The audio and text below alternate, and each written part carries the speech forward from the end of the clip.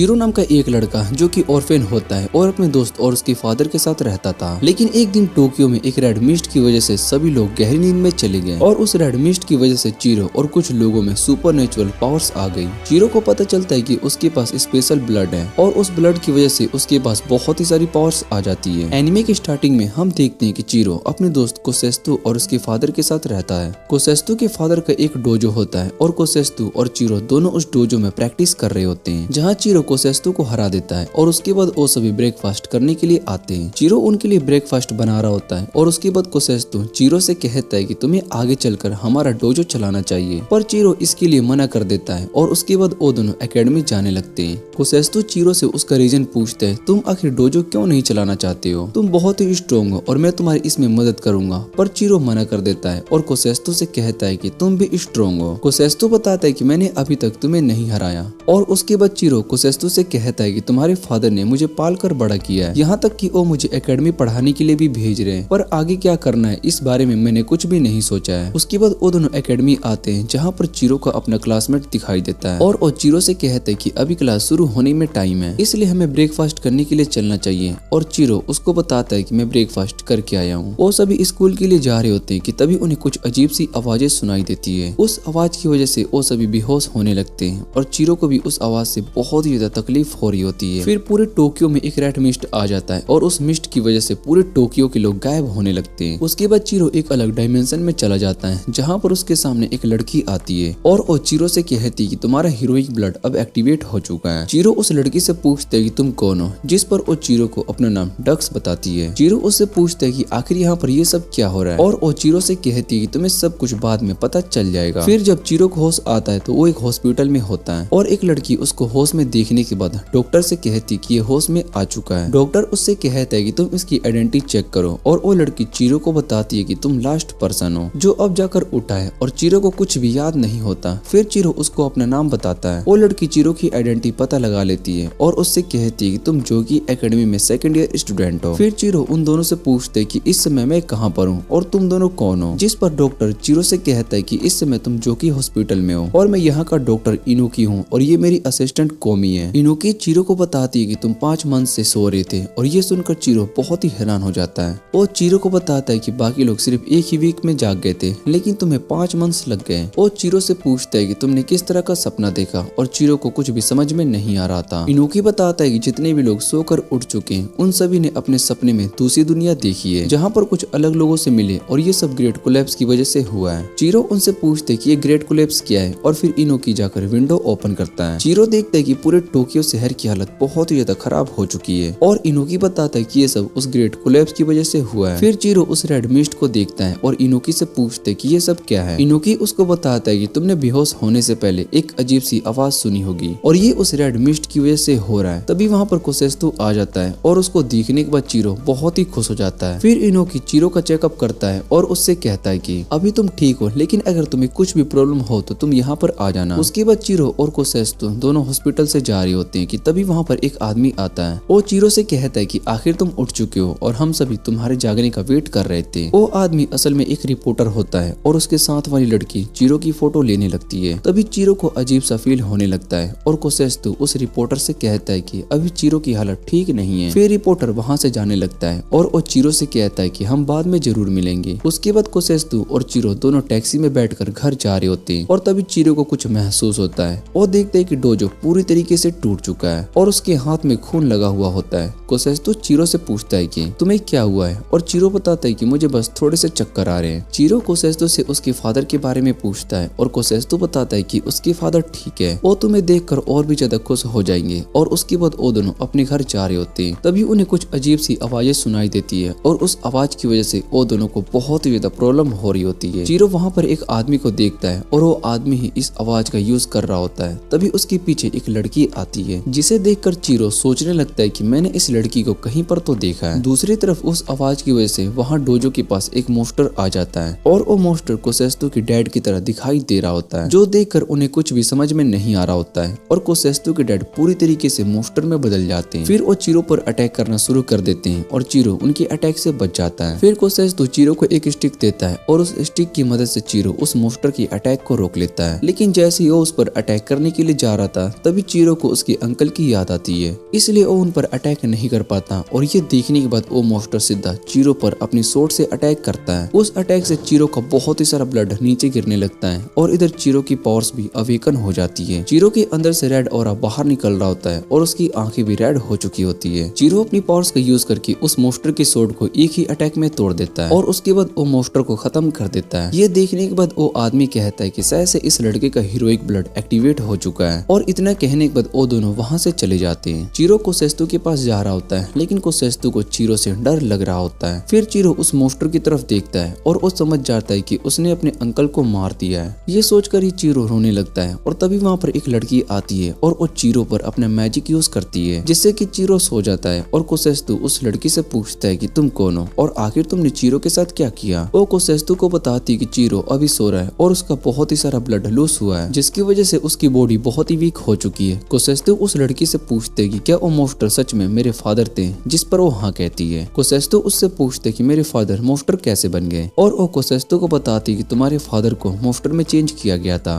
वो बताती कि तुमने उस जैकेट वाले आदमी को देखा था, उसने ही तुम्हारे डैड के साथ ऐसा किया है। ये सुनने के बाद कोसेस्तु को बहुत ही गुस्सा आता है और वो उससे पूछता है कि आखिर उस आदमी ने ऐसा क्यों किया। वो लड़की कोसेस्तु से कहती कि मैं तुम्हें बाद में सब कुछ एक्सप्लेन करूंगी, इसलिए अभी तुम्हें मेरी बात माननी होगी। फिर वहाँ पर पुलिस आ जाती है और वो कोसेस्तु से पूछती कि यहाँ पर जो अटैक हुआ था तुम्हें उसके बारे में कुछ पता है, जिस पर कोसेस्तु मना कर देता है और कहता है कि मुझे कुछ भी पता नहीं है और मेरे फादर भी गायब हो चुके हैं। ऑफिसर उस लड़की से पूछता है, जिस पर वो मना कर देती है और ऑफिसर कहती है कि तुम्हारे साथ एक और लड़का था। फिर वो लड़की बताती कि वो इस समय बेहोश है और उसको इन सब के बारे में कुछ भी नहीं पता है। उनकी बातें सुनने के बाद ऑफिसर कोसेस्तु से कहता है कि तुम अपने फादर की मिसिंग रिपोर्ट लिखवा दो। फिर वो बताने लगती है कि जब से रेड मिस्ट टोक्यो में आई है, इसके बाद से बहुत ही सारे लोग गायब हो चुके हैं, यहाँ तक कि कुछ लोग मॉन्स्टर में भी चेंज हो चुके हैं, पर अभी तक हमें इसके बारे में कोई प्रूफ नहीं मिला है। सभी बस इस बात को रूमर समझ रहे होते हैं और उसके बाद ऑफिसर वहाँ से चली जाती है। उसके बाद कोसेस्तु उस लड़की से पूछता है कि आखिर वो लोग कौन थे और वो मॉन्स्टर कहाँ से आया। वो कोसेस्तु को बताती कि तुम्हारे डैड अब मर चुके हैं, और ये सुनने के बाद कोसेस्तु गुस्सा हो जाता है। इधर चीरो की हालत भी बहुत ही खराब थी, इसलिए वो सो रहा होता है और वो लड़की कोसेस्तु से कहती कि मास्टर को होश आने के बाद मैं तुम्हें सब कुछ बता दूंगी। कोसेस्तु उसकी बात मान लेता है और इधर चीरो वापिस से एक सपना देखता है जिसमें उसको एक लड़की दिखाई देती है। चीरो जाग जाता है और उस लड़की को देखने के बाद उससे पूछता है कि तुम कौन हो, और वो लड़की उसको अपना नाम मिजो बताती है। वो चीरो से कहती कि क्या अब तुम ठीक हो, और चीरो देखता है कि उसके सारे चोट ठीक हो चुके हैं। मिजो बताती है कि तुमने अपनी बहुत ही सारी पावर का यूज किया है, जिस वजह से तुम्हारी ये हालत हो गई है। फिर चीरो मिजो से पूछते कि क्या वो मॉन्स्टर सच में मास्टर थे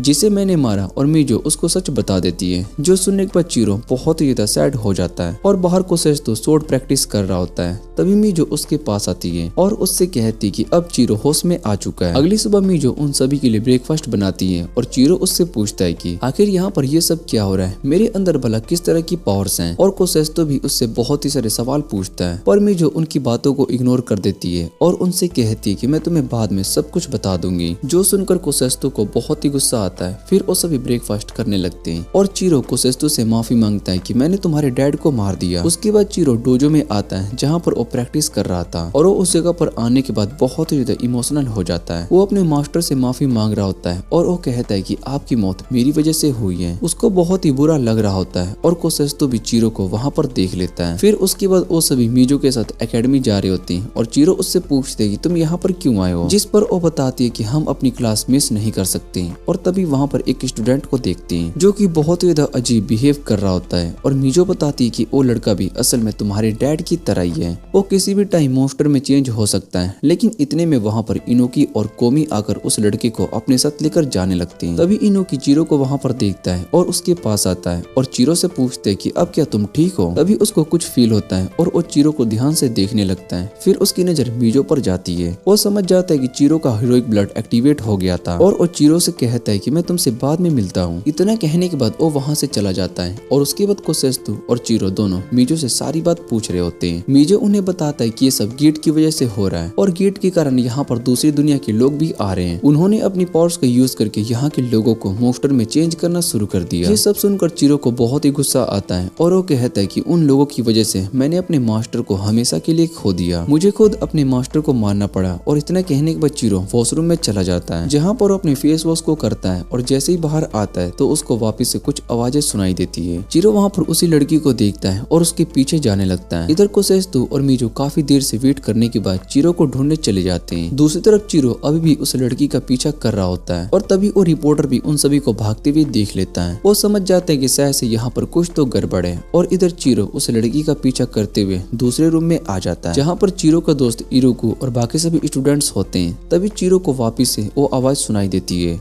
वो आवाज असल में वो लड़की कर रही होती है और उस आवाज की वजह से वहाँ पर सभी स्टूडेंट्स मॉन्स्टर में बदल रहे होते हैं। जो देखने के बाद चीरो उस लड़की को रुकने के लिए कहता है और इतने में वहाँ पर कोसेत्सु और मीजो भी आ जाते हैं। वो लड़की चीरो की बात मानकर उन सभी स्टूडेंट्स को मॉन्स्टर में नहीं चेंज कर रही होती है और तभी वहाँ पर वो जैकेट वाला आदमी भी आ जाता है। वो उस लड़की से कहता है कि अगर तुमसे ये काम नहीं हो रहा है तो मैं ये काम कर देता हूँ। इतना कहने के बाद वो अपनी पावर्स का यूज करके उन सभी को मॉन्स्टर में बदल देता है। इधर कोसेत्सु को भी प्रॉब्लम हो रही होती है और मीजो चीरो के पास आती है और चीरो से कहती है कि तुम्हें अपनी पावर्स का यूज करना होगा वरना सभी प्रॉब्लम में आ जाएंगे। और चीरो बहुत ही डरा हुआ होता है और वो मीजो से कहता है कि मैं अपने दोस्तों को नहीं मार सकता हूँ, इसलिए मैं उस पावर का यूज नहीं करूंगा। सारे मॉन्स्टर उन्हें घेर लेते हैं कि तभी कोसेत्सु का हीरोइक ब्लड भी एक्टिवेट हो जाता है। ये देखकर सभी बहुत ही हैरान हो जाते हैं और कोसेत्सु उन सभी मॉन्स्टर को आसानी से हरा देता है। ये सब देखने के बाद आदमी सोचता है कि शायद से मुझे और पावर का यूज करना होगा। इतना सोचने के बाद यहाँ आसपास के लोग भी मॉन्स्टर में बदलना शुरू कर देते हैं जिसकी वजह से एक बड़ा सा मॉन्स्टर आ जाता है और कोसेत्सु उससे फाइट करने लगता है। वो मॉन्स्टर बहुत ही स्ट्रॉन्ग होता है जिस वजह से कोसेत्सु का सामना नहीं कर पा रहा होता है और वो मॉन्स्टर कोसेत्सु पर भारी पड़ रहा होता है। इधर ये सब देखने के बाद चीरो को भी बहुत ही गुस्सा आ रहा होता है। फिर वो मॉन्स्टर कोसेत्सु को मारने वाला होता है और ये सब देखने के बाद चीरो भी अपनी हीरोइक ब्लड का यूज कर लेता है। वो सीधा उस मॉन्स्टर पर अटैक करके कोसेत्सु को बचा लेता है और सीधा कोसेत्सु भी उठ नहीं पा रहा होता है। जो देखकर मीजो बताती है कि तुम पर पॉइजन से अटैक किया गया है इसलिए अभी तुम खड़े भी नहीं हो पा रही हो। चीरो मीजो से कहता है कि तुम कोसेत्सु का ध्यान रखना, तब तक मैं उस मॉन्स्टर को खत्म करता हूँ। फिर मीजो चीरो से उसका नाम लेने के लिए कहती है और चीरो को कुछ भी समझ में नहीं आ रहा होता है। वो मीजो का नाम लेता है लेकिन कुछ भी नहीं होता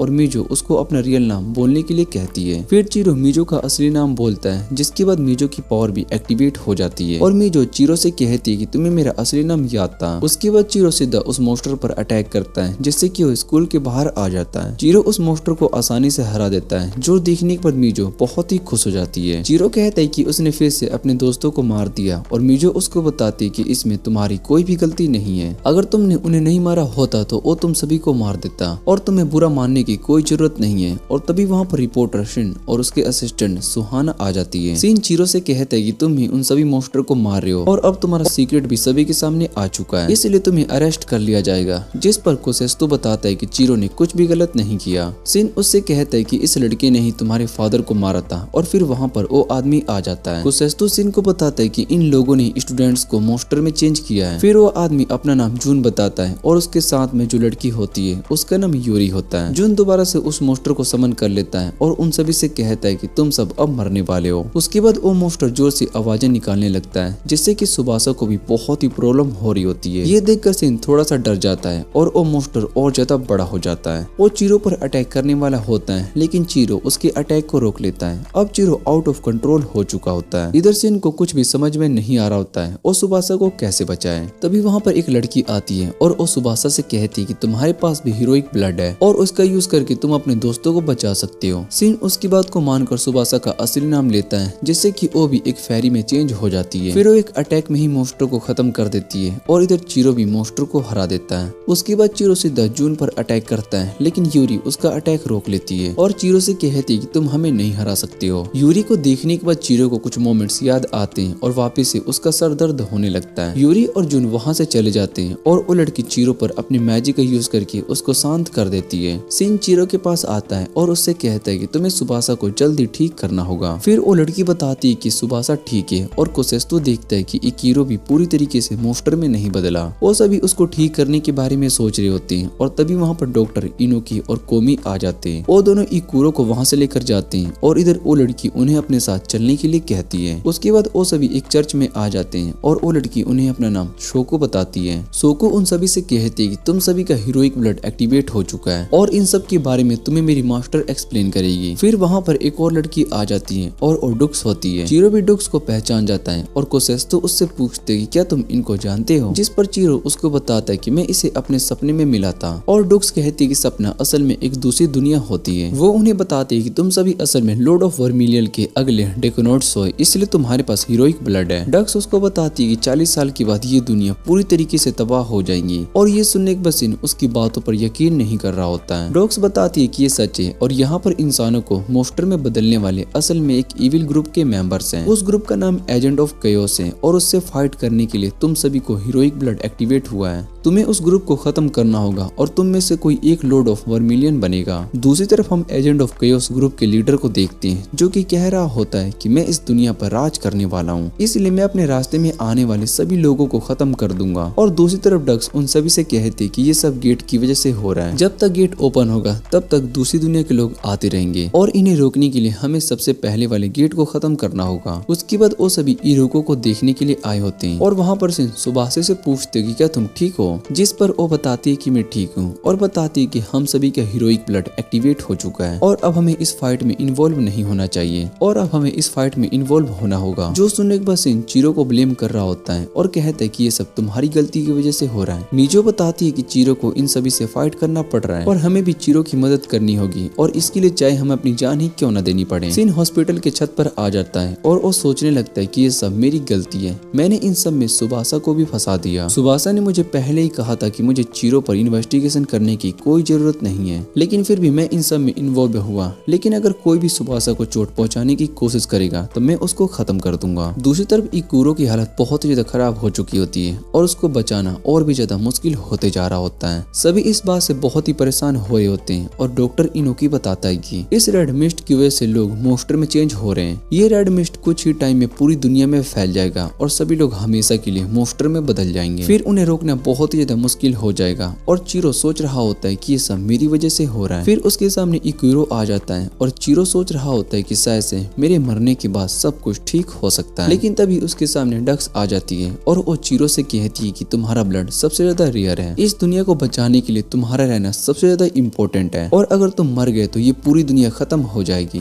तभी चीरो का हाथ कट जाता है और सभी ये देखकर बहुत ही हैरान हो जाते हैं। वो सभी चीरो की तरफ देख रहे होते हैं और चीरो सोच रहा होता है कि अब मुझे क्या करना चाहिए। उसके बाद चीरो शहर के सभी गेट्स को अपनी पावर का यूज करके तोड़े जा रहा होता है। दूसरी तरफ हम इविल ग्रुप के लीडर को देखते हैं जो कि जन से कह रहा होता है कि तुमने अभी तक उन चर्च के लोगों को भी नहीं हराया, जिस पर जन बताता है कि उन्हें मारना इतना भी आसान नहीं है और वो सभी नंबर्स हमसे बहुत ही ज्यादा है, इसलिए उनसे फाइट करने के लिए हमें कुछ ही मेंबर्स की जरूरत होगी। ये सुनने के बाद लीडर जन से कहता है कि उन कमजोरों को मारना तुम्हारे लिए मुश्किल हो रहा है। जो सुनने के बाद जन उनसे कहता है कि अगर आप इसमें हेल्प नहीं कर सकते हो तो मैं खुद अपने लिए फोर्स को रेडी कर सकता हूँ। इतना कहने के बाद वो वहाँ से जा रहे होते हैं कि तभी लीडर यूरी को रुकने के लिए कहता है। फिर वो यूरी के पास आता है और उससे कहता है कि अब तुम ही मुझे बचा सकती हो और यूरी भी उनसे कहती है कि आपको कुछ नहीं होगा। फिर हमें पता चलता है कि असल में इस ग्रुप का लीडर असल में यूरी का फादर होता है। दूसरी तरफ सोको चीरो और बाकी सभी से कहती है कि तुम सभी ने मिलकर बहुत ही अच्छा काम किया, तुमने टोक्यो से कुछ गेट्स खत्म कर दिए और इसी तरह से हम बाकी के गेट्स को भी खत्म कर देंगे। फिर वो चीरो की तारीफ करने लगते हैं और कहते हैं कि तुमने बहुत ही कम टाइम के अंदर 2 गेट्स तबाह कर दिए। चीरो बताता है कि वो अपनी सारी पावर्स को यूज करने के लिए रेडी है, चाहे मुझे अपनी जान ही क्यों न देनी पड़े। सोको बताती है कि टोक्यो के बैरियर्स को खत्म करने के बाद ये सिटी अपने आप ही खत्म हो जाएगी। फिर वो इविल ग्रुप यहाँ पर और गेट्स नहीं बनाएंगे और इधर चीरो बहुत ही ज्यादा थका हुआ होता है, जो देखकर इनोकी चीरो से कहता है कि तुम्हें जाकर रेस्ट करना चाहिए और उसके बाद कोसेस्तो चीरो को वहाँ से ले जाता है। सिन उसके पास आता है और वो चीरो से कहता है कि तुम्हें तो इन सब से बहुत ही ज्यादा मजा आ रहा होगा, आखिर तुम्हें तबाही करना इतना पसंद है। और कोसेस्तो सिन की बात से बहुत ही गुस्सा हो जाता है और वो बताता है कि चीरो इस समय अपनी पूरी पावर का यूज करके सभी गेट्स को खत्म कर रहा है, तुम्हारे पास भी हीरोइक ब्लड है और तुम्हें भी हमारे साथ मिलकर गेट को खत्म करना चाहिए। चीरो सोते टाइम वापस से एक सपना देखता है और उठ जाता है। मीजो उसके पास में ही बैठी होती है। दूसरी तरफ हम एक लड़के को देखते हैं और अपनी दोस्त से कहता है कि मैं उस स्कूल बाइकर गैंग को ज्वाइन करने के लिए जा रहा हूँ, पर उसकी दोस्त उसको मना कर रही होती है। और इधर कोमी इनोकी के पास आती है। वो देखती कि इनोकी नीचे नीचे गिरा पड़ा है और फिर वो इनुकी को भी उसकी मेडिसिन देती है। इनुकी कोमी से कहता है कि तुम्हें मेरे बिना ही मिशन पर जाना होगा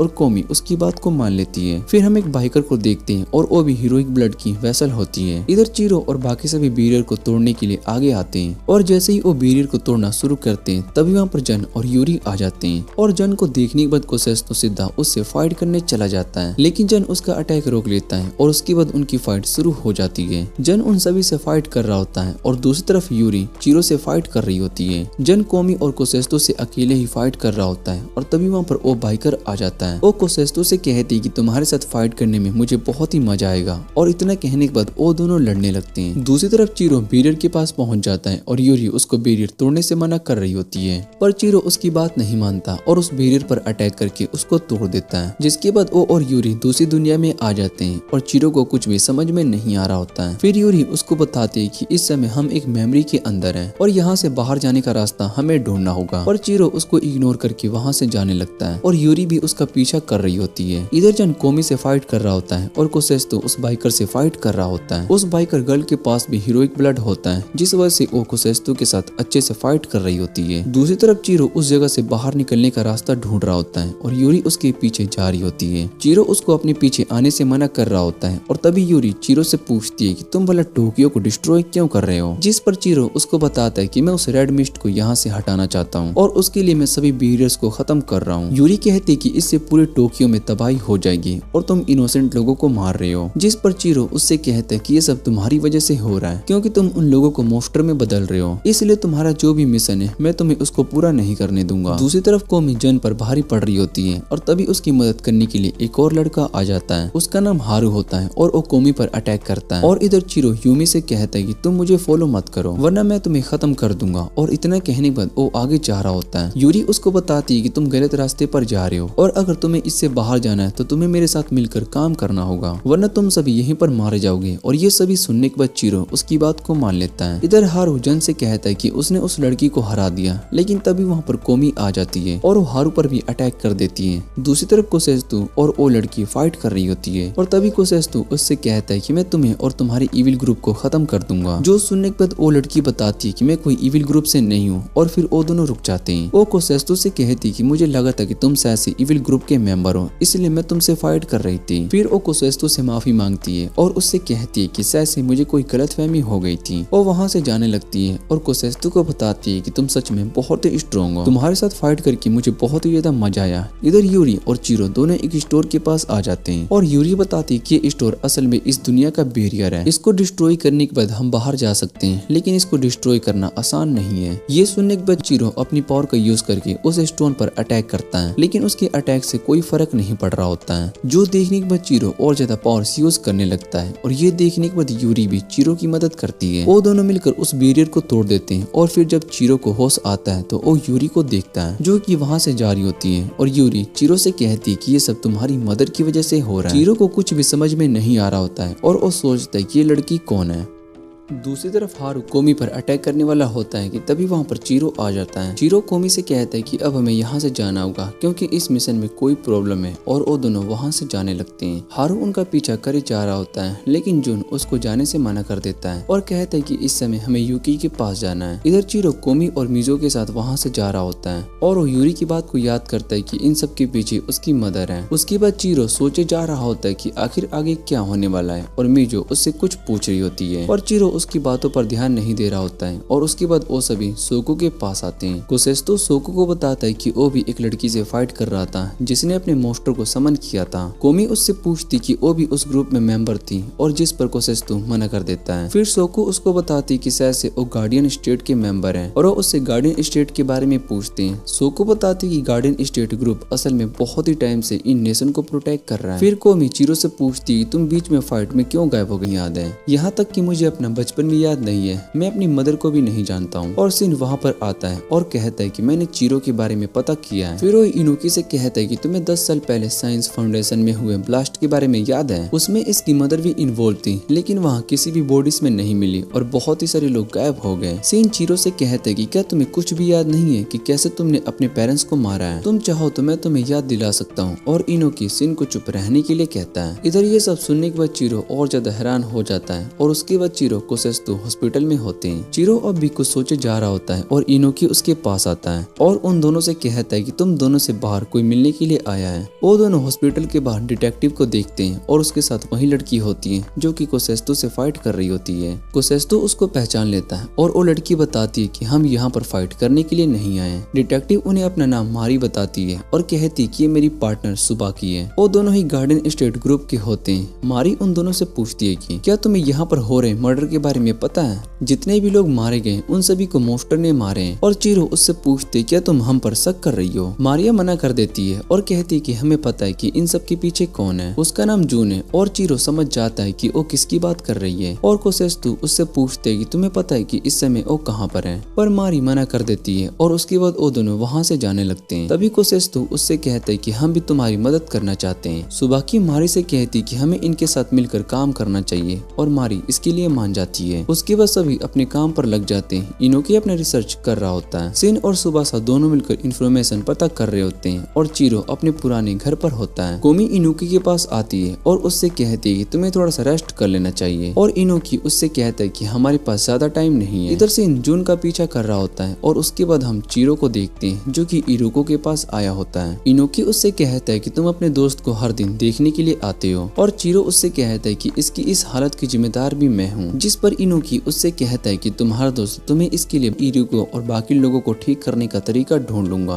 और ये सुनने के बाद चीरो बहुत ही खुश हो जाता है। उसके बाद वो दोनों छत पर आ जाते हैं जहाँ इकुरो चीरो से पूछते कि आखिर तुम भला किस बारे में सोच रहे हो? जिस पर चीरो बताता है कि हम टोक्यो को डिस्ट्रॉय कर रहे हैं सोचते हो और चीरो बताता है कि मैं इस सेलर को प्रोटेक्ट करना चाहता हूँ। उसकी बातें सुनने के बाद इनोकी चीरो से कहता है कि मुझे तुम पर पूरा यकीन है कि तुम कोई रास्ता ढूंढ लोगे। दूसरी तरफ हम मारी और कोसेस्तु को देखते हैं जो कि उस मोस्टर को ढूंढ रहे होते हैं और मारी बताती है कि हमें अभी तक उसके बारे में कुछ भी पता नहीं चला। उसका कोई एविडेंस भी हमारे पास नहीं है। और इधर चीरो को वापिस से एक सपना आता है। इस बार वो डॉक्टर इनोकी को देखता है। फिर वो जल्दी से कोमी को फोन लगाता है और उस डॉक्टर के बारे में पूछता है। कोमी देखती है कि इनोकी अपने रूम में नहीं है। इधर चीरो भी डॉक्टर को ढूंढने की कोशिश करता है। दूसरी तरफ सुबाकी एक और इंसान को मरा हुआ देखती है और वो समझ जाती है कि इसका मर्डर अभी हुआ है। इसका मतलब मोस्टर पास में ही होगा और तभी वो मोस्टर सुबाकी पर अटैक कर देता है। वो उसको मारे जा रहा होता है लेकिन वहाँ पर कोसेस्तु आ जाता है और वो सुबाकी को बचा लेता है। फिर वो मोस्टर वहाँ से गायब हो जाता है और दूसरी तरफ चीरो इनोकी को ढूंढ रहा होता है और तभी वो एक बिल्डिंग में यूरी को देखता है जो कि बहुत ही सारे बच्चों को एक साथ खिला रही होती है। और इधर सुबाकी कोसेस्तु से कहती कि तुम्हें बस उस मोस्टर के पीछे जाना चाहिए। फिर वो मोस्टर अपने असली रूप में आता है और वो असल में डॉक्टर इनोकी होता है। मारी कोसेस्तु और सुबाकी से पूछती है क्या तुम्हें उस मोस्टर के बारे में कुछ पता है? जिस पर कोसेस्तु बताता है कि वो कोई नॉर्मल मोस्टर नहीं था, वो बाकी सभी से बहुत ही अलग था। सुबाकी बताती है कि वो अपनी प्रेजेंस को गायब कर सकता है। और दूसरी तरफ हम कुछ लोगों को देखते हैं जो कि आपस में बात कर रहे होते हैं। जब उनका दोस्त उनके लिए डिनर लेकर आता है तो उसको ऊपर आसमान में कुछ दिखाई देता है। फिर वो अपने सभी दोस्तों को मरा हुआ देखकर और भी ज्यादा डर जाता है। इधर चीरो कोमी से डॉक्टर के बारे में पूछता है कि वो कहाँ पर है और कोमी बताती है कि शायद से वो बाहर गया है। वो अपनी रिसर्च की वजह से ज्यादा परेशान रहता है और चीरो उससे कहता है कि मुझे लगता है कि शायद से वो डॉक्टर इनोकी के साथ कुछ बुरा हुआ है। जिस पर कोमी उसको बताता है कि ऐसा कुछ भी नहीं है और तुम ज्यादा सोच रहे हो। लेकिन कोमी उससे झूठ कहती है। चीरो इनोकी को ढूंढ रहा होता है और कोमी उससे पूछती कि आखिर तुम इनोकी को क्यों ढूंढ रहे हो? जिस पर चीरो उसको बताता है कि मैंने सपने में देखा था कि इनोकी मारी जा चुका है। इधर जून और उसके लोग भी इनोकी को ढूंढ रहे होते हैं। चीरो सोच रहा होता है कि अब मैं इनोकी को कैसे बचा सकता हूँ और तभी उसको इनोकी की बात याद आती है। उसने चीरो से कहा था कि अगर तुम हार नहीं मानोगे तो तुम उस सोल्यूशन को जरूर ढूंढ लोगे। इधर कोमी इनोकी को फोन करती है और उससे कहती कि चीरो तुमसे मिलना चाहता है। इनोकी उससे कहता है कि मुझे आने में टाइम लगेगा और कोमी उससे रिसर्च के बारे में पूछती है। जिस पर वो कोमी से कहता है कि मेरे आने तक तुम रिसर्च पर ध्यान दो। और तभी वहाँ पर बहुत ही सारे लोग आ जाते हैं। वो सभी जून के ग्रुप के मेंबर्स होते हैं और इधर हारू जून को बताता है कि हमें इनोकी को ढूंढ लिया है। इधर इनोकी उन्हें इग्नोर करके जा रहा होता है और वो सभी इनोकी से कहते हैं कि जब तक जून यहाँ पर नहीं आता तुम कहीं भी नहीं जाओगे। और तभी वहाँ पर चीरो आ जाता है और उसको वहाँ पर देखकर इनोकी थोड़ा सा हैरान हो जाता है। वो चीरो से कहता है कि तुम्हें इन सब में इन्वॉल्व नहीं होना चाहिए। जिस पर चीरो इनोकी से कहता है कि मैं आपकी मदद कर सकता हूँ। वो सभी लोग चीरो को वहाँ से जाने के लिए कह रहे होते हैं और इधर इनोकी मोस्टर में चेंज हो जा रहा होता है। वो अपना सच चीरो के सामने नहीं लाना चाहता था, इसलिए वो पानी में जंप कर देता है। चीरो को कुछ भी समझ में नहीं आ रहा होता है कि आखिर इनोकी ऐसा क्यों कर रहा है। और उसके बाद चीरो सीधा चर्च में आता है जहाँ से उससे कहता है कि मैंने उस स्पाई का पता लगा लिया जो कि हमें धोखा दे रहा था। उसका नाम इनोकी इनोकी है और ये सुनकर चीरो बहुत ही हैरान हो जाता है। फिर सिन उसको एक ऑर्फनेज की फोटो दिखाता है और बताता है कि इनोकी और जन दोनों इस ऑर्फनेज में बड़े हुए हैं और वो दोनों असल में भाई है। जो सुनकर सोको कहते कि इनोकी असल में हमारे दुश्मनों से मिला था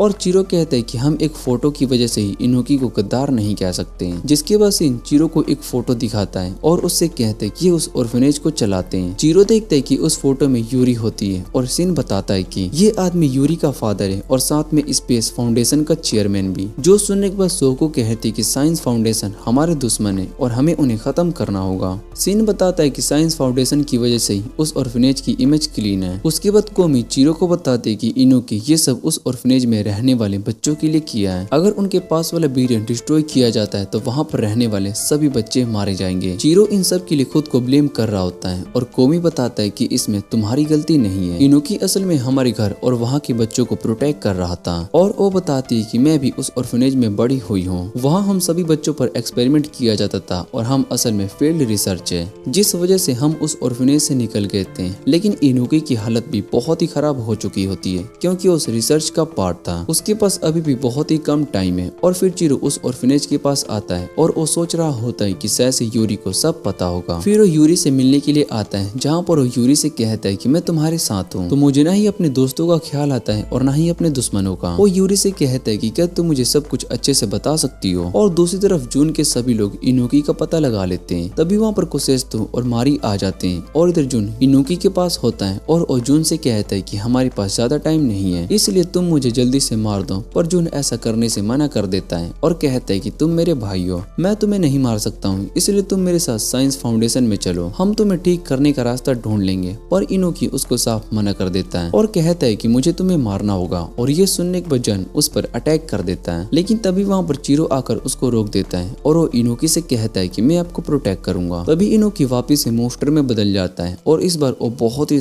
स्ट्रॉन्ग होता है। वो चीरो पर अटैक करता है और चीरो उसकी अटैक को रोक देता है और चीरो उन्हें होश में आने के लिए कह रहा होता है, पर वो चीरो की बात को नहीं सुनता और जैसे ही जून उस पर अटैक करने के लिए आता है तो इनोकी उसको एक ही अटैक में दूर फेंक देता है। इधर मारी और कोसेस्तो मिलकर जन के लोगों से लड़ रहे होते हैं और मारी कोसेस्तो को बताती है कि इनके पास भी हीरोइक ब्लड है। दूसरी तरफ चीरो अपनी पावर्स का यूज करके इनोकी को पकड़ने की कोशिश कर रहा होता है, लेकिन वो अपनी पावर्स को कंट्रोल नहीं कर पाता। उसके बाद चीरो सीधा इनोकी से फाइट करने लगता है और उसकी पावर को देखकर जन बहुत ही ज्यादा हैरान हो जाता है। चीरो की पावर्स बढ़ती जा रही होती है और जन समझ जाता है कि चीरो ही असल में वो लॉर्ड ऑफ वर्मिलिया है। इनोकी चीरो को इस तरीके से मोस्टर में चेंज होने नहीं देना चाहता था, इसलिए वो चीरो पर अटैक करता है। जन उनके पीछे जाता है और इधर कोसेस्तो और बाकी सभी उन्हें देख रहे होते हैं। इधर इनोकी चीरो को पकड़ लेता है और जन देखता है कि चीरो उसके सभी पावर्स को अब्सॉर्ब कर रहा है। इनोकी चीरो से कहता है कि तुम खुद को इस तरह से खत्म नहीं कर सकते हो और तुम्हें इस शहर को प्रोटेक्ट करना है और यहाँ का फ्यूचर अच्छा करना है। जॉन इनोकी को रोकने के लिए कहता है और इधर इनोकी की बातें सुनने के बाद चीरो वापस से होश में आ जाता है और इनोकी की मौत हो जाती है। जो देखने के बाद चीरो बहुत ही हैरान हो जाता है और जब भी वहाँ से जाने लगता है चीरो को बहुत ही ज्यादा बुरा लग रहा होता है।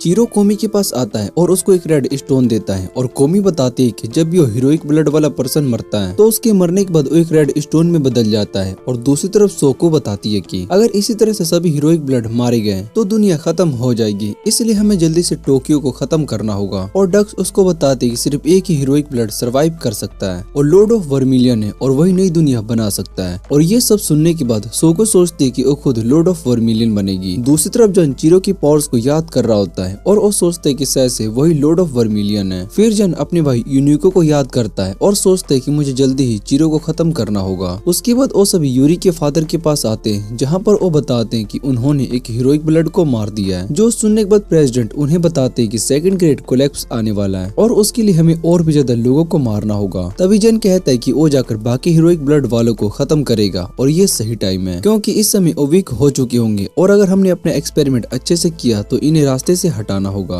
प्रेसिडेंट भी इसके लिए परमिशन दे देता है और जन यूरी से कहता है कि सबसे पहले हमें जाकर चीरो को खत्म करेंगे। वो यूरी से कहता है कि इसमें तुम्हें इन्वॉल्व होने की जरूरत नहीं है, ये काम मैं और हारू ही कर सकते हैं, लेकिन मैं चीरो को आसान मौत नहीं दूंगा। उसने मेरे भाई को मारा है, इसलिए मैं भी उसके इम्पोर्टेंट दोस्तों को मारूंगा जिससे कि उसको समझ में आ सके कि अपने दोस्तों को खोने में कैसा लगता है। और इतना कहने के बाद वो वहाँ से जाने लगता है। इधर चीरो बैठकर इनोकी की बात को याद कर रहा होता है और तभी वहाँ पर यूरी आ जाती है। वो दोनों साथ साथ में बैठते हैं और यूरी उसको सूप देती है और चीरो उस सूप को ट्राई करता है और उसको वो बहुत ही अच्छा लगता है। यूरी उसको बताती है कि मैं तुम्हारी मोम की तरह सूप नहीं बना पाती है और वो मुझसे बहुत ही अच्छा सूप बनाती थी। फिर चीरो यूरी से कहती है कि क्या तुम मुझे मेरी मोम के बारे में बता सकती हो और भला इन सब में कैसे इन्वॉल्व हुआ। जिस पर यूरी उसको बताती है कि तुम्हारी मोम और डैड ने मिलकर इस घर में एक एक्सपेरिमेंट किया था और उनका एक्सपेरिमेंट फेल्ड हो गया, जिस वजह से तुम्हारी मोम दूसरी दुनिया में चली गई। मेरे फादर ने गेट को ओपन करना शुरू कर दिया ताकि वो दूसरी दुनिया में जा सके। तुमने भी यहाँ पर आना बंद कर दिया था और बाद में मुझे तुम्हारे फादर और तुम्हारे बारे में पता चला। तुम्हारे जाने के बाद मैं यहाँ पर अकेली रहने लगी और मेरे फादर मुझे बस अपना एक रिसर्च मानते थे, उन्हें मेरी कोई भी केयर नहीं है। जब हम दोबारा मिले तो मुझे तुम्हें मारने का ऑर्डर दिए गए थे और उनकी बातें सुनने के बाद चीरो वहाँ से चला जाता है। चीरो चर्च में बैठा होता है और तभी उसको एक सपना दिखाई देता है जिसमें इस बार कोसेस्टो की मौत हुई होती है। ये देखने के बाद चीरो बहुत ही ज्यादा दर्द में डूब जाता है और वो कोसेस्टो को ढूंढने के लिए चला जाता है। वो सीधा कोसेस्टो के रूम में जाता है लेकिन उसको वहाँ पर कोई भी नहीं मिलता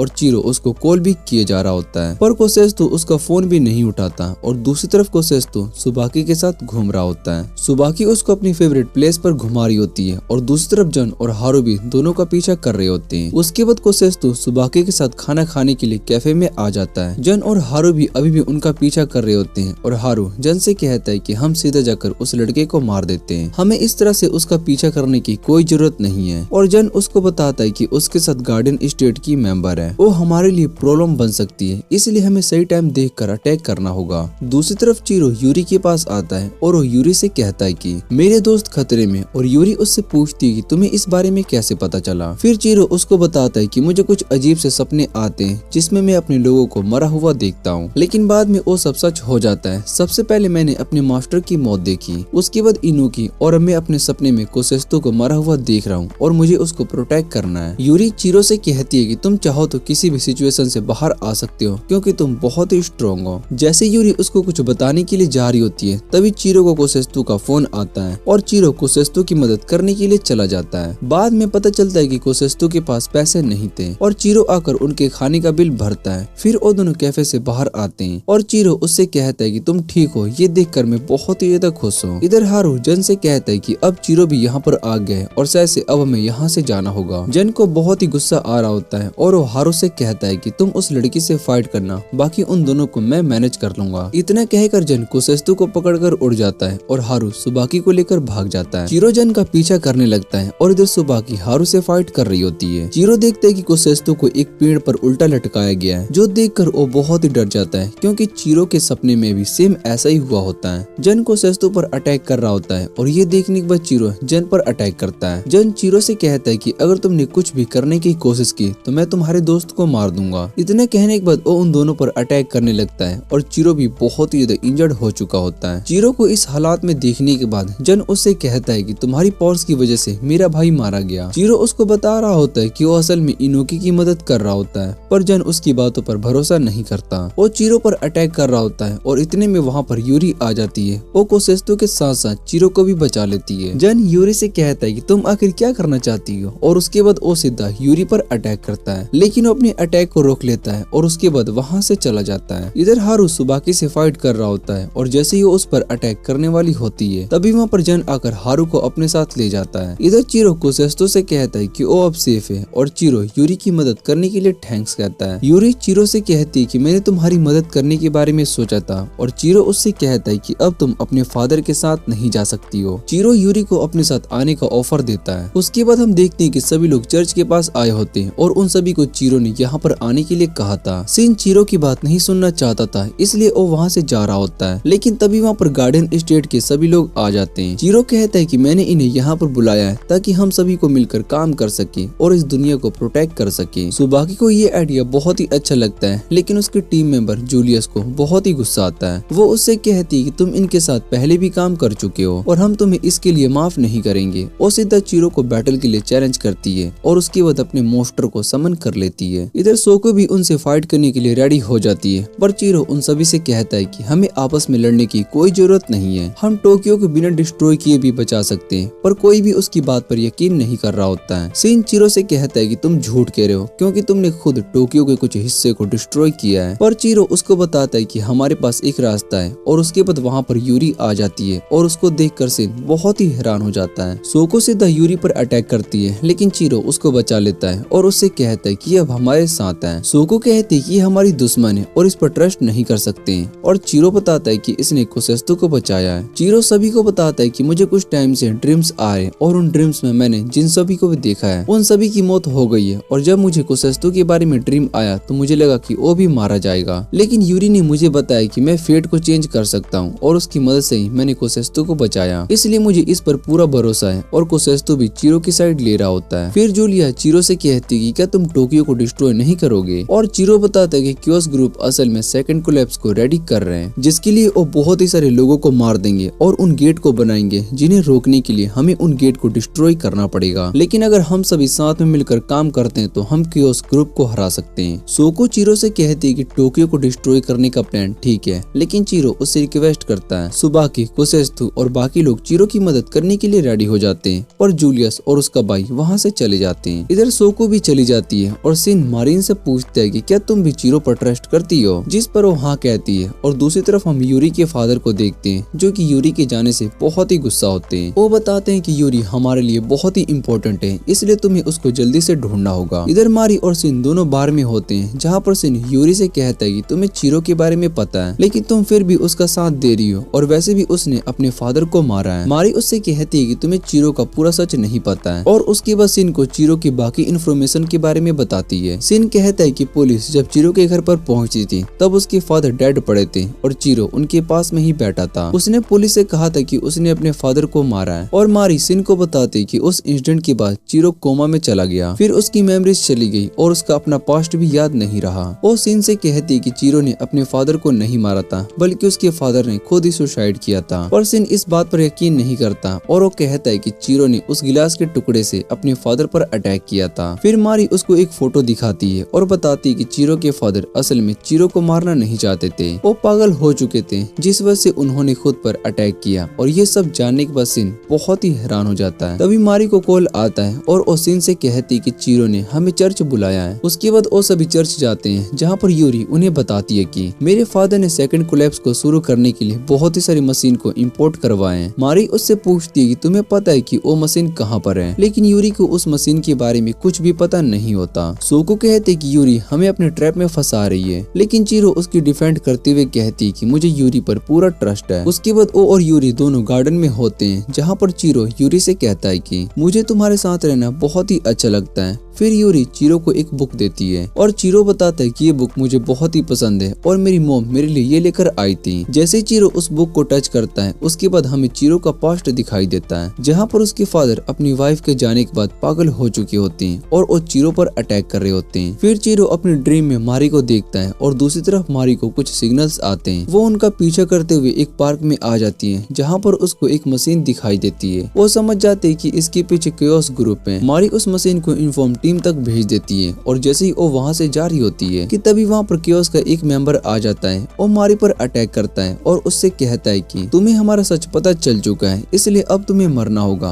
और इधर मारी भी अपने मोस्टर को समन करके उससे फाइट करने लगती है। इधर चीरो को होश आता है तो वो यूरी से पूछते है कि मुझे क्या हुआ था। यूरी उसको बताती है कि तुमने जैसे ही उस बुक को टच किया था तो तुम बेहोश हो गए। फिर चीरो को याद आता है कि उसने सपने में मारी को देखा था, इसलिए वो जल्दी से मारी को ढूंढने के लिए चला जाता है। इधर मारी उस आदमी पर अटैक कर रही होती है, लेकिन वो उसमें सभी अटैक को आसानी से रोक देता है। फिर वो मारी को एक ही अटैक में मार देता है और दूसरी तरफ चीरो सभी से मारी के बारे में ही पूछ रहा होता है। सिन सुबाकी से पूछते कि क्या उसने तुम्हें कुछ भी बताया नहीं, और सिन चीरो से कहता है कि अगर मारी को कुछ भी हुआ तो वो चीरो को नहीं छोड़ेगा। और तभी वहाँ पर मारी आ जाती है और उसको इंजर्ड देखकर सभी बहुत ही हैरान हो जाते हैं। सिन मारी के पास आता है और मारी उसको अपने फोन में कुछ दिखाती है और उसके बाद वो गायब हो जाती है। जो देखने के बाद सोको कहते कि आखिर क्योस ने अपना प्लान शुरू कर लिया और यूरी इन सब में इन्वॉल्व थी। पर चीरो बताता है कि यूरी ने कुछ भी नहीं किया। और तभी वहाँ पर यूरी के फादर भी आ जाते हैं और यूरी से कहते हैं कि तुमने बहुत ही अच्छा काम किया। और ये सुनने के बाद सभी यूरी के खिलाफ हो जाते हैं, पर चीरो अभी भी यूरी के साथ दे रही होती है। और सिन चीरो से कहती है कि इसकी वजह से ही मारी की मौत हुई थी।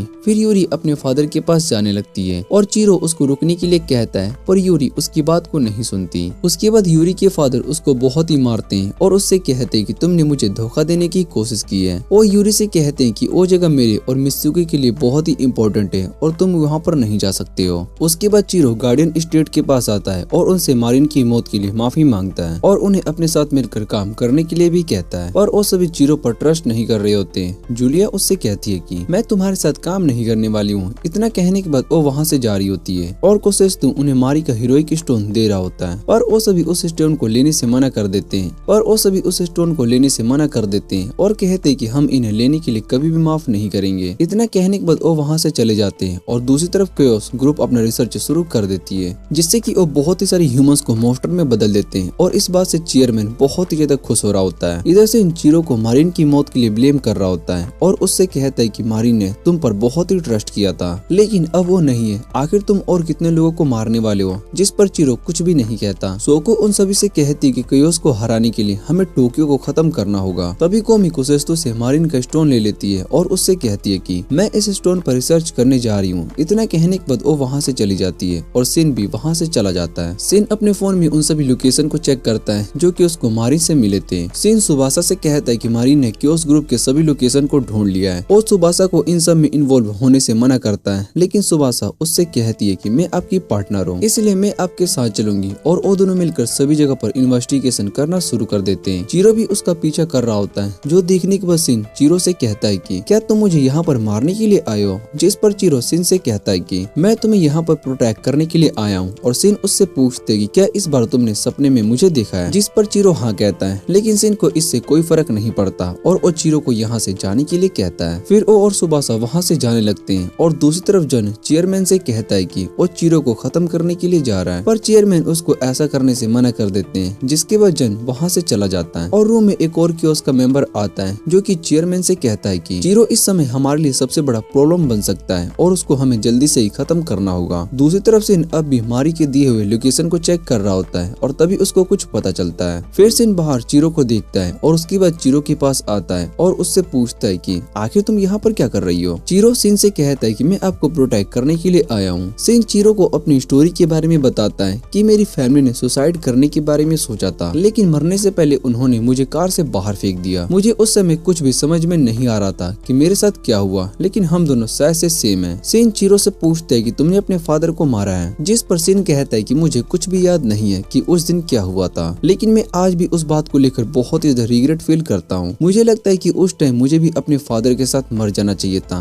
पर मैं किसी रीजन की वजह से जिंदा रहा। उसके बाद वो सभी उस पार्क में आ जाते हैं जहाँ पर उन्हें वही मशीन दिखाई देती है और सिन बताता है कि इस मशीन का यूज बैरियर को बनाने के लिए किया जा रहा होता है जिससे कि वो सेकंड कोलैप्स लगाएंगे और हमें इन्हें जल्दी से रोकना होगा। तभी वहाँ पर कियोस्क ग्रुप का वही मेंबर आ जाता है जिसने कि मारिन को मारा होता है। उसका नाम कार्क होता है और जैसे ही चीरो उस पर अटैक करने के लिए जा रहा होता है तभी सिन को अपने मैजिक से पकड़ लेता है। सिन को वो सभी दिखाई देने लगते हैं जिन्होंने उसे अपने सपने में मरा हुआ देखा था। यहाँ तक कि वो अपने फादर को भी देखता है और उसको बहुत ही डर लग रहा होता है। सिन चीरो से कहता है कि तुम अपनी पावर का यूज करके इसको हरा सकते हो। जिस पर चीरो कहता है कि वो इस समय अपनी पावर का यूज नहीं कर पा रहा है। फिर सुबासा उसकी मदद करने के लिए आता है और वो चीरो को आजाद करने की कोशिश कर रहा होता है जो देखकर कार्क उस पर अटैक कर रहा होता है और चीरो सिन से वहाँ से भागने के लिए कहता है। फिर कार्क दोबारा से उस पर अटैक करता है लेकिन इस बार सुबासा उसके सामने आ जाती है और उसकी मौत हो जाती है। सुबासा को मरता हुआ देखने के बाद सिन को बहुत ही गुस्सा आता है और वो अपनी पावर का यूज करके उससे फाइट करने लगता है लेकिन वो कार्क का सामना नहीं कर पा रहा होता है और फाइट में बहुत ही इंजर्ड हो जाता है। चीरो सिन से पूछता है कि आखिर तुमने मुझे क्यों प्रोटेक्ट किया और सिन उसको बताता है कि मुझे लगा था कि जो हमसे सच्चा प्यार करते हैं उन्हें मरते टाइम हमें भी अपने साथ ले जाना चाहिए लेकिन मैं गलत था। वो तुम्हें कभी भी अपने साथ मरने नहीं दे सकते। तुमने अपने फादर को भी नहीं मारा था। और वो चीरो को बताते हैं कि मैंने वापिस से तुम्हारा केस देखा था। तब मुझे पता चला कि जब तुम्हारे फादर तुम्हें मार रहे थे तब वो वापिस से होश में आ गए। उन्होंने अपनी इस हालात को देखने के बाद खुद को ही मार दिया और ये सुनने के बाद चीरो बहुत ही हैरान होता है। तभी सिन को एक अटैक लगता है जिसके बाद वो वहीं पर गिर जाता है और दूसरी तरफ कोसेत्सु और सुबाकी भी वहाँ पर आ रहे होते हैं। इधर चीरो मीजो से पूछते कि क्या हम कुछ भी नहीं कर सकते और मीजो मना कर देती है। फिर सिन चीरो से कहता है कि तुम्हें खुद को ब्लेम करने की जरूरत नहीं है और हम सब यही चाहते हैं तुम्हें जिंदा रहना होगा ताकि तुम हम सभी का रिवेंज ले सको और इस दुनिया को प्रोटेक्ट कर सको। और इतना कहने के बाद सिन भी मर जाता है और स्टोन में बदल जाता है जो देखकर चीरो को बहुत ही ज्यादा दुख हो रहा होता है। और द डक्स सोको से कहती है कि हीरोइक ब्लड का एक और मेंबर मारा गया, इस तरह से बाकी सभी मारे जाएंगे और हम हमें जल्दी से टोक्यो को डिस्ट्रॉय करना होगा,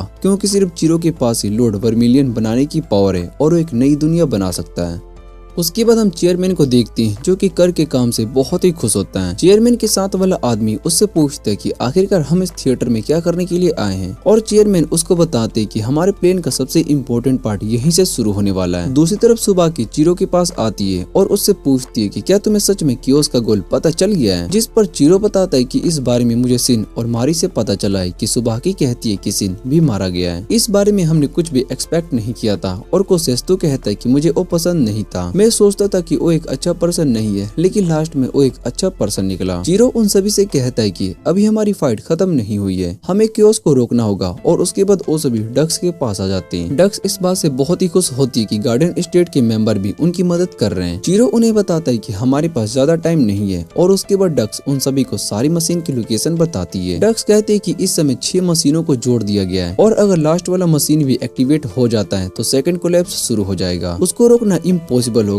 और चीरो देखते है कि वो लोकेशन एक थिएटर होती है, जिससे कि साइंस फाउंडेशन से बनाई गई थी। सोको चीरो से कहती है कि सिन भी मर चुका है, और तुम्हें ये बात जानकर खुशी होगी कि आखिर तुम्हें उससे प्रॉब्लम जो थी, जिस पर चीरो उसको बताती है कि ऐसी कोई बात नहीं है। तो सोको उससे कहती है कि इसका मतलब तुम इस फाइट को लेकर सीरियस हो चुके हो, चाहे तुम्हारे सामने यूरी ही आ जाए, लेकिन तुम उस पर भी अटैक करोगे। और चीरो बताता है कि वो इस फेट को बदल देगा। दूसरी तरफ चेयरमैन भी सेकंड कोलैप्स के लिए रेडी होते हैं, और जन उनसे पूछते हैं कि हमें यूरी के साथ क्या करना चाहिए, जिस पर चेयरमैन बताता है कि अब वो मेरे लिए यूजलेस है, इसलिए उसको इन सब में इन्वॉल्व होने की जरूरत नहीं है। वैन कहता है कि यहाँ पर उससे भी ज्यादा यूजलेस एक पर्सन है, और शायद से वो हमारे लिए बहुत ही खतरा बन सकती है। जो सुनकर चेयरमैन गुस्सा हो जाते हैं और कहते हैं कि चियो मेरे लिए बहुत ही इम्पोर्टेंट है, और वो इस प्लान का मास्टरपीस है। फिर जन चेयरमैन से कहता है कि मैं जाकर चीरो को खत्म करता हूँ, पर चेयरमैन उसको ऐसा करने से मना कर देता है। वो जन से कहता है कि तुम बाकी के 6 लोकेशन को प्रोटेक्ट करोगे, और जन को ये बात पसंद नहीं आती। वो चीरो से कहता है कि मुझे चेयरमैन से बदला लेना है, और तभी डन जन से कहता है कि तुम्हारा बदला कार्क ले लेगा, इसलिए तुम्हें उस बारे में सोचने की जरूरत नहीं है। और फिर जन वहाँ से जाने लगता है। उसके बाद वो यूरी से मिलता है और उससे कहता है कि उस समय मुझे तुम्हें और चीरो को ही मार देना चाहिए था। जन के जाने के बाद हारू यूरी से कहता है कि तुम्हारी वजह से जन अपना रिवेंज नहीं ले पा रहे हैं, ये सब तुम्हारी गलती है। और उसके बाद हारू सुबाकी को एक लेटर देकर चला जाता है। सुबाकी वो लेटर चीरो को देती है, और सभी को लग रहा होता है कि शायद से वो हमें फाइट करने के लिए चैलेंज कर रहे हैं, और उन्हें वो एक तरह का ट्रैप भी लग रहा होता है। और तभी चीरो बताता है कि वो हमें एक कॉन्सर्ट में बुला रहे हैं, इसका मतलब वहाँ पर आने वाले सभी लोगों को मोस्टर में बदल देंगे। और सोको बताती है कि अगर ऐसा हुआ तो टोक्यो पूरी तरीके से इविल स्पिरिट में बन जाएगी। चीरो बताता है कि हम उन्हें ऐसा करने से रोक सकते हैं, बस हमें उस आवाज को रोकना होगा, क्योंकि उस आवाज से ही सभी लोग मोस्टर में बदल जाएंगे। और सोते टाइम चीरो को वापिस से सपना दिखाई देता है। वो सोच रहा होता है कि क्या वो सच में इस बार सबको प्रोटेक्ट कर पाएगा। फिर वहाँ पर डक्स आती है और वो चीरो से कहती है कि तुम मारी और सिन दोनों को ही नहीं बचा पाया, और क्या तुम इस बार फेट को चेंज कर पाओगे। जिस पर सिन कहता है कि अगर मैं गिव अप नहीं करूंगा तो कुछ भी पॉसिबल है। दूसरी तरफ सभी लोग कर के कॉन्सर्ट के लिए आए होते हैं, और इधर हारू जन से कहता है कि चीरो भी यहाँ पर आने वाला है, इसलिए आप उससे बदला ले सकते हैं। और दूसरी तरफ सभी गार्ड्स बाहर जन का वेट कर रहे होते हैं। तभी उन्हें चीरो और बाकी सभी दिखाई देते हैं, और कर्क भी वहाँ पर आ जाता है और उन सभी गार्ड को मोस्टर में बदल देता है, जिसके बाद सभी उस मोस्टर से लड़ने लगते हैं। और फिर हारू भी वहाँ पर आता है और वो सीधा चीरो पर अटैक करता है। हारू चीरो से कहता है कि तुम्हारी वजह से जन को इतनी प्रॉब्लम फेस करनी पड़ी,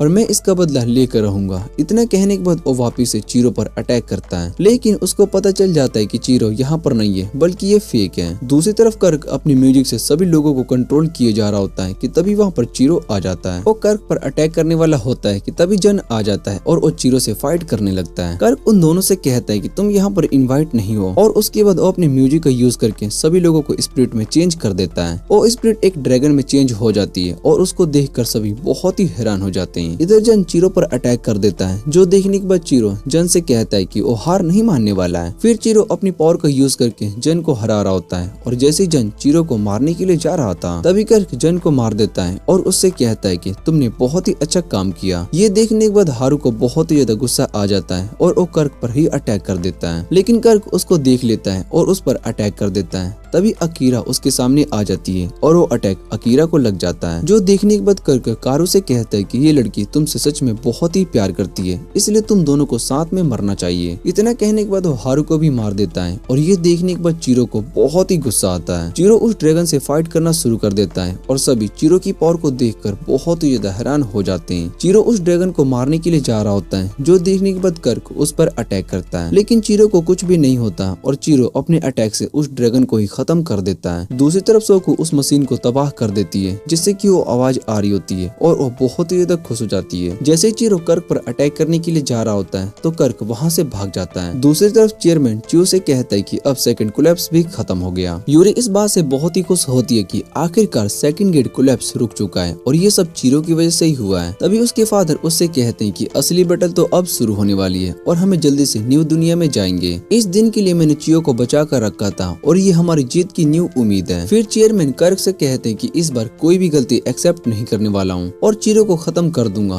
फिर डैन यूरी को बताता है कि चीरो ने जन और हमारे बाकी साथियों को मार दिया है, लेकिन यूरी इस बात पर यकीन नहीं कर रही होती है और कहती कि चीरो ऐसा नहीं कर सकता। फिर डैन बताता है कि चीरो उन सभी लोगों को भी खत्म कर दिया था जो कि उस शो में आए थे। फिर वो यूरी को उस वीडियो में दिखाता है जिसमें कि चीरो जन से फाइट कर रहा होता है और यूरी को कुछ भी समझ में नहीं आ रहा होता है। दूसरी तरफ सोकू डक्स को बताती है कि उसने ग्रेट कोलैप्स को रोक दिया है और इसलिए अब लॉर्ड वर्मिलियन की पोजीशन उसकी होगी। पर इधर सुबाकी और कोसेस्तो कहते हैं कि सब कुछ चीरो ने हैंडल कर लिया था और वही उनसे फाइट कर रहा था, लेकिन सोकू को उसकी बात सही नहीं लगती और उसके बाद वो सभी हॉस्पिटल में आ जाते हैं। वहाँ पर हारू और अकीरा दोनों होते हैं और कोमी बताती है कि मीजो ने सही टाइम पर इन्हें बचा लिया था। चीरो कहता है कि इस लड़ाई के अंदर क्योस अपने लोगों को भी खत्म कर रही है, जिससे कि पता चलता है कि उनका गोल इस दुनिया को तबाह करना है। कोसेस्तो चीरो से कहता है कि सोकू लॉर्ड ऑफ वर्मिलियन बनाना चाहती है, इसलिए वो मिशन का सारा क्रेडिट खुद ले रही है। फिर चीरो बताता है कि उसने कोलैप्स को रोका है, इसलिए उनका कहना भी ठीक है और कोमी चीरो को भी वही सभी हीरोइक स्टोन दिखाती है जो उनके दोस्तों के होते हैं। और दूसरी तरफ चेयरमैन च्यू को लेकर सीक्रेट रूम में आ जाते हैं, जहाँ च्यू उस रूम के अंदर जाती है और उसको चेक करने के बाद वो चेयरमैन को बताती है कि हम उन 6 मशीन्स का यूज करके भी गेट को ओपन कर सकते हैं। ये सुनकर चेयरमैन बहुत ही खुश हो जाता है और कहता है कि मैं भी जल्दी दूसरी दुनिया में जाऊंगा और मित्सुकी से भी मिल पाऊंगा। इधर सोकू सोच रही होती है कि उसने ग्रेट कोलैप्स को रोका है, लेकिन सभी चीरो को ही लॉर्ड ऑफ वर्मिलियन मान रहे हैं। फिर सोकू को एक आइडिया आता है और वो सोचती है कि अगर उसने चीरो और बाकी सभी को मार दिया तो लॉर्ड बनने के लिए सिर्फ एक ही हीरोइक ब्लड वेसल बचेगा। उसके बाद डक्स मुझे ही लॉर्ड का टाइटल दे देगी और ये सोचकर ही वो बहुत ही ज्यादा खुश हो रही होती है। तभी वहाँ पर चर्च में कर्क आता है और वो सोकू को मारकर चला जाता है और वो चर्च पूरी तरीके से तबाह हो जाती है। दूसरी तरफ चेयरमैन और डैन दोनों यूरी को यही सभी वीडियो दिखा रहे होते हैं जिसमें कि चीरो उनके सभी लोगों को मार रहा होता है और वो सारी वीडियो फेक होते हैं, लेकिन यूरी को इस बारे में कुछ भी पता नहीं चलता। यूरी को बहुत ही बुरा लग रहा होता है। तभी उसके फादर उसको बताते हैं कि चीरो की बॉडी के अंदर लॉर्ड ऑफ वर्मिलियन है और धीरे धीरे उसकी बॉडी पर कब्जा कर रहा है, इसलिए हमें उसको जल्दी से रोकना होगा। यूरी अपनी फादर की बातों से मैनिपुलेट होने लगती है और दूसरी तरफ चीरो और बाकी सभी जब चर्च पहुंचते हैं तो उन्हें वहाँ पर सोकू का स्टोन मिलता है और चर्च भी पूरी तरीके से तबाह हो चुका होता है। फिर वहाँ पर डक्स आती है और उन्हें कोयोस का न्यू प्लान बताती है, जो सुनकर कोसेस्तो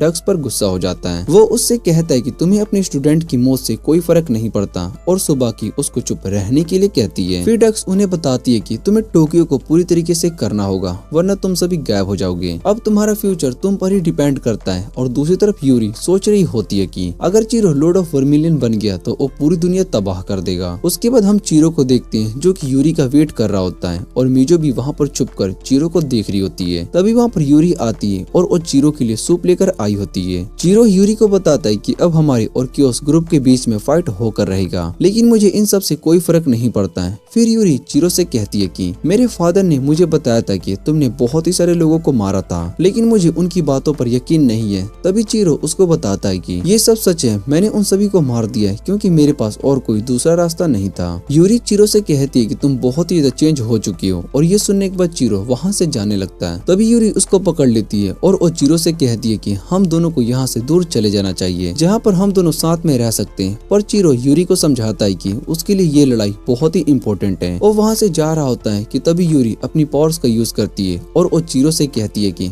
तुम्हें रुकना इम्पोर्टेंट है। तभी मीजो यूरी पर अटैक करके उसको पकड़ लेती है और वो यूरी से कहती है कि तुम्हें मरना होगा, क्योंकि तुम्हारे आने के बाद से चीरो बहुत ही ज्यादा चेंज हो चुका है और वो पहले जैसा नहीं रहा। इसलिए चीरो को बचाने के लिए मुझे तुम्हें मारना होगा, चाहे इसके लिए मुझे अपनी जान ही क्यों न देनी पड़े। इतना कहने के बाद वो यूरी का गला दबाने लगती है और इधर चीरो मीजो को रुकने के लिए कह रहा होता है। तभी यूरी मीजो पर अटैक कर देती है, जिससे कि मीजो मर जाती है और ये देखकर चीरो को बहुत ही दुख होता है। वो यूरी से पूछते है कि तुमने आखिर ऐसा क्यों किया, और यूरी चीरो से कहती है कि उसने ये सब नहीं किया। फिर यूरी वहाँ से चली जाती है और इधर चेयरमैन अपना प्लान शुरू कर देता है, जिससे कि वो सारी मशीन टोक्यो के ऊपर आने लगती है और इधर कोसेस्तो और बाकी सभी चीरो के पास होते हैं। कोसेस्तो चीरो से मीजो के बारे में पूछता है और चीरो बताता है कि मीजो अब जा चुकी है, इसलिए अब हमें साथ में इस बैटल को लड़ना होगा। पूरा टोक्यो उस गेट की वजह से तबाह हो चुका होता है और वो सभी लोगों को अपने अंदर खींच रहा होता है। ये सब देखकर चेयरमैन बहुत ही खुश हो रहा होता है और कहता है कि आखिर मेरा सपना पूरा होने वाला है। इधर चीरो और उसके दोस्त कियोस ग्रुप से फाइट कर रहे होते हैं और रास्ते में उन्हें कर्क मिलता है। कर्क को देखने के बाद चीरो बाकी सभी से कहता है कि कर्क से मैं फाइट करूंगा और तुम आगे जाकर और बाकी सभी को रोको। कर्क चीरो से कहता है कि तुम अपने इस डिसीजन पर बहुत ही रिग्रेट करोगे, और इतना कहने के बाद वो अपनी पावर का यूज करके एक बहुत ही बड़ा ड्रैगन बना लेता है और ड्रैगन चीरो पर अटैक करता है, लेकिन चीरो उसके अटैक से आसानी से ब्लॉक कर लेता है। दूसरी तरफ कोसेस्तो और बाकी सभी HQ पहुंच जाते हैं और डक्स उन्हें बताती है कि तुम्हें इस HQ को जल्दी से ही तबाह करना होगा, यहीं से सब कुछ कंट्रोल हो रहा है। और उसके बाद वहाँ पर बहुत ही सारे मॉन्स्टर्स आ जाते हैं, वो सभी मिलकर उस मॉन्स्टर से फाइट कर रहे होते हैं। दूसरी तरफ चीरो ड्रैगन पर अपने ब्लेड से अटैक करता है, लेकिन उस ड्रैगन को कुछ भी नहीं होता, जो देखकर कर्क चीरो से कहता है कि इस ड्रैगन पर तुम्हारी ब्लेड का असर नहीं होने वाला है। पर चीरो नीचे से आकर उस ड्रैगन पर अटैक करता है और इसका ये अटैक उस ड्रैगन को खत्म करने वाला होता है। तभी कर्क पीछे से चीरो पर अटैक करता है और उसके बाद ड्रैगन चीरो को नीचे फेंक देता है। चीरो सोच रहा होता है कि क्या वो इस बैटल को हार चुका है, और तभी डक्स उसको बताती है कि तुम अभी जिंदा हो, तुम्हारे पास जीतने का चांस है। और चीरो उससे कहता है कि तुम ही असल में ये मुझे इल्यूजन दिखा रही हो जिसमें मेरे सभी साथी मारे गए, और डक्स उसको बताती है कि ये सभी असल में तुम्हारी मेमोरीज है। हर टाइम पीरियड में ये मेमोरीज दिखाई देती है और इस टाइम में सबसे बड़ा हीरोइक वेसल सर्वाइव कर चुके हैं। दूसरी तरफ कोसेस्तो और बाकी सभी मॉन्स्टर से फाइट किए जा रहे होते हैं, लेकिन वहाँ पर और ज्यादा मॉन्स्टर आ जाते हैं, जिन्हें देखने के बाद कोसेस्तो कोमी से कहता है कि तुम्हें HQ जाकर ये सब रोकना होगा, बाकी इन सभी मॉन्स्टर से हम फाइट करेंगे। कोमी उसकी बात को मानकर सीधा HQ की तरफ जाने लगती है और इधर चेयरमैन चियो से कहता है कि तुम उन सभी को खत्म कर दो, जिसके बाद हम अपने न्यू दुनिया में जाएंगे। और चियो चेयरमैन से कहती है कि आप असल में खुद से प्यार करते हो, आपने कभी भी यूरी और मुझसे प्यार नहीं किया और आप अपने मकसद के लिए बस हमें यूज कर रहे हो, इसलिए आपने मुझे और मित्सुकी के DNA से मिलकर बनाया। और चियो उन्हें बताते कि मित्सुकी भी आपको पसंद नहीं करती, वो बस अपनी फैमिली के पास जाना चाहती है, इसलिए दूसरी दुनिया में जाने के बाद वो आपको नहीं मिलने वाली है। ये सब सुनने के बाद चेयरमैन हंसने लगता है और वो उससे कहता है कि ऐसा कुछ भी नहीं होने वाला है। तभी वहाँ पर कोमी आ जाती है और उसको देखने के बाद चेयरमैन वहाँ से भाग जाता है। चियो कोमी से कहती है कि तुम यहाँ पर मुझे रोकने के लिए आई हो, लेकिन तुम ऐसा नहीं कर पाओगी। ऐसा कहने के बाद वो सीधा कोमी पर अटैक करना शुरू कर देती है। दूसरी तरफ चीरो डक से कहता है कि मेरे बहुत से लोगों ने अपने आप को सेक्रीफाइस किया है, मैं उन सभी का बदला लेकर रहूंगा, चाहे मुझे इसके लिए अपनी डेस्टिनी को चेंज ही क्यों न करना पड़े। चीरो अपनी पूरी पावर का यूज करके उस ड्रैगन पर अटैक करके उसको गेट की ओर फेंक देता है। ये देखकर कर्क भी बहुत ही हैरान हो जाता है और चीरो कर्क से कहता है कि तुम्हारा टाइम आ चुका है। कर्क चीरो से पूछते है कि तुम आखिर इंसानों के लिए क्यों फाइट कर रहे हो, जो सिर्फ अपने बारे में ही सोचते हैं। और चीरो उसको बताता है कि मैं ह्यूमंस की विश की वजह से ही इतना ज्यादा पावरफुल हूँ, और वो सीधा कर्क पर अटैक करता है। चीरो कर्क के प्रिपेयर को खत्म करने के बाद सीधा उसके हाथ को काट देता है, जो देखकर कर्क बहुत ही डर जाता है। दूसरी तरफ चीरो कर्क को मार देता है और दूसरी तरफ कोसेस्तो और बाकी दोनों मॉन्स्टर से फाइट किए जा रहे होते हैं, लेकिन वो बहुत ही ज्यादा थक चुके होते हैं। और तभी वहाँ पर गार्डियन स्टेट के बाकी मेंबर्स आकर उन मॉन्स्टर से फाइट करने लगते हैं। ये देखने के बाद सुबाकी उनसे पूछती है कि तुम यहाँ पर क्या कर रहे हो, और सुबाकी को बताते हैं कि हम भी गार्डियन स्टेट के मेंबर्स हैं, हमारे काम इस दुनिया को प्रोटेक्ट करना है। और इधर चू कोमी से कहती है कि तुम मुझे नहीं मार सकती हो, क्योंकि मैंने तुम्हारे सारे मूवमेंट्स पहले से ही पता कर लिए हैं। लेकिन कोमी उस पर अटैक करना शुरू कर देती है। कोमी चियो पर भारी पड़ रही होती है और वो चियो से पूछती है कि इस मशीन को कैसे बंद किया जाता है, जिस पर चियो मना कर देती है। वो कोमी पर अटैक करके उसको बेहोश कर देती है और उसके बाद वो रिसर्च सेंटर ब्लास्ट हो जाता है। इधर चेयरमैन ये सब देखकर बहुत ही खुश हो रहा होता है और वो कहता है कि मुझे मित्सुकी के पास जाना है। तभी डैन उन्हें धक्का देता है, जिसके बाद चेयरमैन सीधा उस गेट में चले जाते हैं। चीरो डक से पूछते कि क्या उनका मिशन पूरा हो गया। जिस पर वो बताती है कि तुम फेल हो चुके हो। अब ये गेट उस दुनिया को ऑब्जर्व कर लेगा, जो सुनने के बाद चीरो उससे पूछता है कि क्या इसको रोकने के लिए कोई दूसरा रास्ता नहीं है, जिस पर डक्स उससे कहती है कि इन सब को रोकने का दूसरा आइडिया तुम खुद ही तुम्हारे पास है, लॉर्ड वर्मिलियन की पावर्स। उसका यूज करके तुम दूसरी दुनिया बना सकती हो और यहाँ तक कि उस गेट को भी तबाह कर सकते हो, मतलब गायब कर सकते हो। चीरो उस गेट को इरेज करने के लिए जा रहा होता है कि तभी उस गेट के पास उस ड्रैगन को देखता है। उस ड्रैगन के ऊपर यूरी बैठी होती है और चीरो यूरी को सामने से हटने के लिए कहता है। यूरी चीरो से कहती है कि मुझे पता है कि तुम उस गेट को इरेज करने के लिए जा रही हो, लेकिन उसके बाद तुम भी गायब हो जाओगे। मैं तुम्हें ऐसा नहीं करने दे सकती हूँ। लेकिन चीरो उसकी बात को नहीं मान रहा होता है। यूरी उससे कहती है कि मैंने मीजो को मारा है और अब मैं भी एक किलर बन चुकी हूँ, इसलिए तुम्हें खुद को ब्लेम नहीं करना चाहिए। और वो चीरो पर अटैक करना शुरू कर देती है और चीरो उसके सभी अटैक से बच जाता है। यूरी चीरो से कहती है कि आखिर तुम ये सब क्या कर रहे हो, और वो दोनों एक दूसरे पर अटैक करने वाले होते हैं। लेकिन चीरो सीधा जाकर उस ड्रैगन पर अटैक करता है, जिससे कि वो ड्रैगन मर जाता है। और यूरी को पता चलता है कि चीरो अब भी नहीं बदला। वो चीरो से माफी मांगने लगती है और उसके बाद चीरो उस गेट की ओर जाने लगता है। यूरी भी उसके साथ जाने के लिए कहती है और वो दोनों साथ में गेट की ओर जा रहे होते हैं। यूरी चीरो से कहती है कि हम हमेशा साथ में रहेंगे, लेकिन गेट के पास जाते ही चीरो यूरी को गेट से दूर कर देता है। वो यूरी से कहता है कि तुम मेरे लिए सबसे ज्यादा इम्पोर्टेंट हो, इसलिए मैं तुम्हें मरने नहीं दे सकता हूँ, तुम्हें मेरे लिए जीना होगा। और यूरी चीरो की बात के लिए प्रॉमिस करती है और उसके बाद चीरो उस गेट को ऑब्जर्व करके गायब हो जाता है। उसके बाद सभी अपने काम में लग जाते हैं और शहर को वापस से ठीक कर रहे होते हैं। इसी के साथ ये एनिमे का सीजन यहीं पर एंड हो जाता है। अगर आपको ये वीडियो अच्छी लगे तो वीडियो को लाइक करके चैनल को सब्सक्राइब जरूर कर लेना। तो मिलते हैं अगली वीडियो में।